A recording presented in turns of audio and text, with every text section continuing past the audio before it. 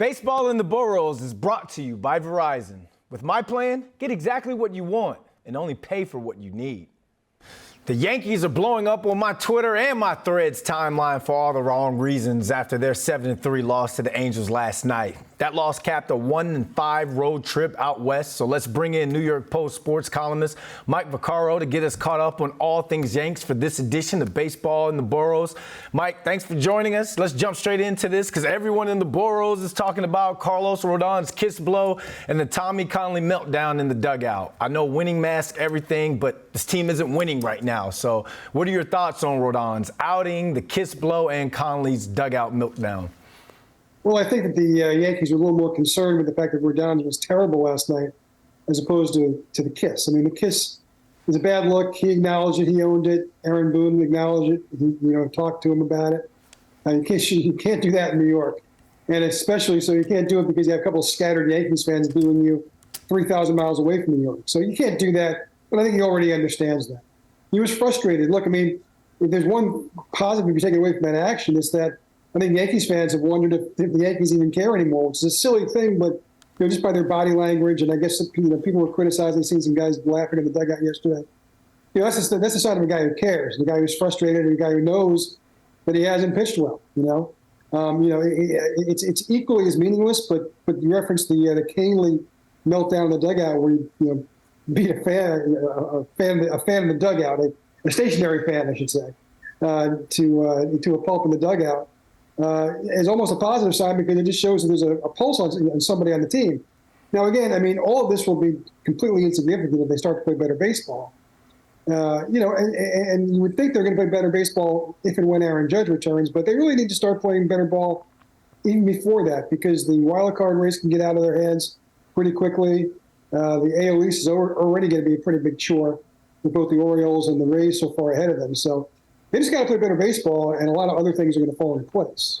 I'm glad you mentioned the better baseball because Aaron Boone said after the game, we are capable, we control the story. So are you buying that? Does this look like a team that's in control?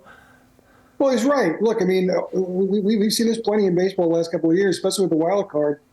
All you need is a good week, and you go from looking really hopeless to all of a sudden being in the thick of the playoff situation again. So I think it's silly to write them off until they're 10 or 11 games out of a wild card, which I just don't think will ever happen. So, I mean, it's really nothing that a good week or 10 days couldn't fix. But the other thing I think that Aaron Boone said yesterday, and he says that a lot about how the whole season's in front of them and they have everything in their hands. But he was also pretty frank and pretty brutal in assessing his team. He said, we stink, and that's just not bad. That's not Boone's way. I mean, it's obvious that he's past the point of being Pollyanna and really is acknowledging that there's a problem here and it's a problem that's got to be fixed.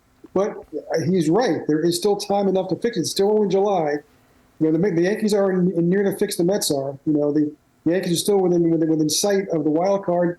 And as long as you're there and as long as you can get into the playoffs, that's all that matters. So the Yankees still have that in front of them. And so it's 100% accurate what Boone said. So let's put that road trip to bed. Let's put it away. Let's look forward now. They got the Royals on Friday back in the Bronx. They get to play baseball in their borough. There's a plug right there. Is this a make or break series as we get closer to the August 1st trade deadline? Look, the Royals are so bad that if the Yankees even only took 2 out of 3 this weekend, there's going to be a lot of talk that they're still playing poorly. And gosh, if they ever were to lose more than that, it would really be disastrous. Again, I don't think the opponent matters. I mean, the Yankees just have to start playing better. I mean, I get it, they're hitting poorly, but you can overcome that by playing the other parts of the game well. And the fact is that the Yankees haven't played the other parts of the game well. David Cohen during the game yesterday talked about the importance of playing a clean game. And Wednesday night was anything but a clean game in Anaheim. The bullpen, which has been their strength all year, has shown cracks the last couple of days. That's got to get resolved. And look, I mean, I think we can put the Rodon situation to bed in 5 days if he goes out against the Mets. So I think is his next team he's going to pitch against. If he twirls a 4-hitter, which is entirely within his realm of possibility. So but yes, I do think that it's important for the Yankees to just play better ball this weekend. And the Royals are so bad that if the Yankees just play well, things ought to take care of themselves. They're 50-47 currently going into their next series against the Royals, as we said. Mike Vaccaro, thanks for joining us. Thank you, Brandon. Good talking to you.